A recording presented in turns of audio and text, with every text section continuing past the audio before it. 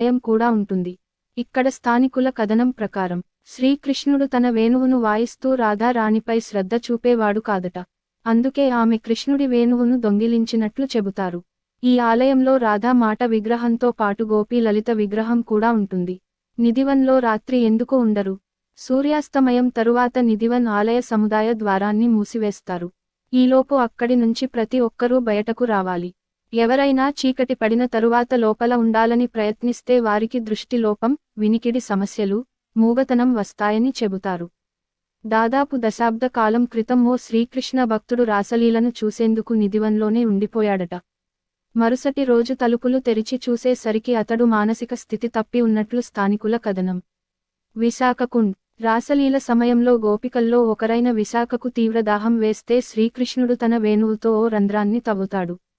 అది నీటితో నిండుకుని విశాఖ దాహం తీరుస్తుంది. అప్పటి